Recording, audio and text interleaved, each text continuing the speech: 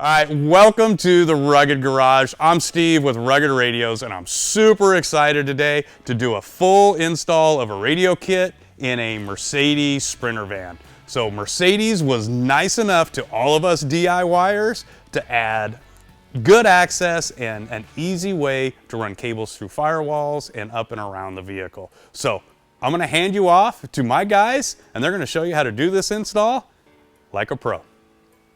Let's start by mounting the radio to the lower dash, centering the mount below the two cup holders on the left. The radio bracket will mount flush to the panel with this notched side facing upwards. Shown here, the bottom of the mount rests 6.5 inches below the panel seam as shown. Mark the center of the holes through the slots on the mount. Using the supplied hardware, secure the mount in place. Now, secure the radio into the mount using the screws on the side of the radio. Power leads. Start by removing the trim panel over the floor mat on the driver's side. It's only 2 bolts, so this is super easy. Next, remove the floor mat to expose the battery compartment.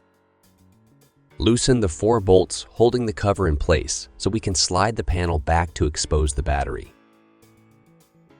Remove the red cover over the positive battery terminal. Now, your radio kit came with 2 sets of power leads, a short one and a long one. For this installation, we'll be using the short one. When we get to the end of the video, we'll briefly explain another radio mounting option where that longer power lead may come into play. For now, let's get back to our installation and using the short power lead. Connect the leads to the positive and negative battery terminals. Then connect the power to the radio. Put the battery cover back into place with the power leads running out of the top right corner. Reinstall the floor mat and trim. Coax and antenna mount. Start by loosening the fasteners on the passenger kick panel and then remove the panel. Prepare the coax cable by removing the NMO nut as shown here. Now, here's where Mercedes really did some great engineering. On both the driver and passenger side, they've placed a large pass-through hole for cables, knowing that van fans will have accessories they need to power or run cables for. The pass-through is located above the kick panel, under the dash. There's a large piece of foam in the pass-through to mitigate intrusion of dirt and debris into the cab of the vehicle. With that said, on the driver's side, pull the foam out and place the end of your coax cable into the foam as shown here. Reinsert the foam into the pass-through area and feed the coax cable through. Here's a view from under the hood. Pull enough cable through to reach the antenna mount on the passenger side of the vehicle. Secure the coax cable behind the windshield wiper mechanisms, being sure it doesn't get caught up in any movable mechanical parts. Although hard to see, we used 3 soft tie R-wraps to secure the cable along the bulkhead and behind the wipers as we work the cable towards the passenger side. Let's prepare the antenna mount.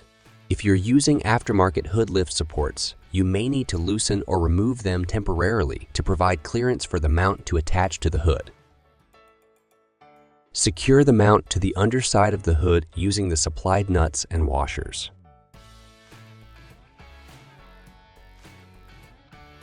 With the mount in place, feed the rest of the cable as shown, under the body panel, through a small opening and then up to the mount. Secure the cable and NMO nut, as shown using a wrench. Note the vertical position we're holding the wrench in. We recommend this to prevent over-tightening of the NMO nut. With that tightened, close the hood and attach the antenna. From inside the vehicle, we need to run the coax cable under the floor mat and along the back as shown here, being sure it's tucked under the floor mat and out of the way. At this point, your installation is complete. However, if you're one of those people who really likes clean installations with minimal exposed cables, there's another installation trick where we'll drill a hole into the lower center panel and run the cables through a grommet, reducing the visibility of cables. Ultimately, it will look like this when complete. To achieve this, we have a few things to do, so let's get started. First, remove the trim covers and floor mats on both the driver and passenger side of the vehicle. Pop out this tool tray with a gentle tug. Now, Remove the 2 bolts at the bottom of the center panel on each side. Also remove the fastener at the top of the panel. And now, remove the panel. Find a safe and secure spot to perform a little drilling. Flip the panel over and using the small hexagonal drill template, place it in the exact honeycomb spot shown here.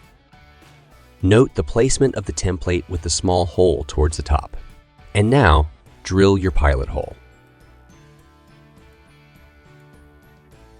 Flip the panel over and using a 1 1/4 inch hole saw, drill a hole through the panel. Now, it might be tempting to save a couple steps and drill out the hole while the panel is still installed in the vehicle. But this is highly discouraged because there are critical wires and components behind the panel that you risk damaging. Please do it right and remove the panel to drill out the hole. All right, back to the project. Reinstall the panel, inserting the rubber grommet in the hole and passing the cables through as shown. Reattach the center panel, floor mats, and trim pieces, and this installation is complete. But after all this, what if you want to mount your radio up high? Here's Steve again to talk about that option. All right, my guys did a fantastic job installing this radio down here on the center console. But for a lot of you, you want to do a little higher end, you want to move the radio around a little bit, you don't want it that low. You can also mount a radio up high. We use this Terra X mount to mount this radio, and it just uses standard RAM mounts or amps type mounts to mount it up here. So in order to do this, it's not super difficult. You just got to change the cable routing a little bit. So this A-pillar cover, you pull this little tab back, and then there's a T25 Torx screw right there. You back that out. You can just pull this out, and it comes right out. Keep in mind there is an airbag here. So as you can see, we've got our power cable run right here and our coax is right here. It's pretty easy to do. It just drops right down underneath the dash, and then it'll go through the opening in the firewall to run it out to the antenna mount. So we have lots of options. If you want to mount your radio in a different location, you don't see it on this video, give us a call. You never know what kind of things we've come up with. There you go. Mount the radio low or up high. The Mercedes radio kits come with everything you need, and as you can see, installation is clean and easy to manage. Stay connected on every adventure with the ultimate in rugged communication. As always, if you have questions, please give us a call or visit us online at ruggedradios.com. Get ready to go further. Be sure to check out our other videos for more fun and informational content. Subscribe to our YouTube channel and hit that bell icon to be notified when new content is posted. And lastly, from all of us at Rugged Radios, thanks for watching.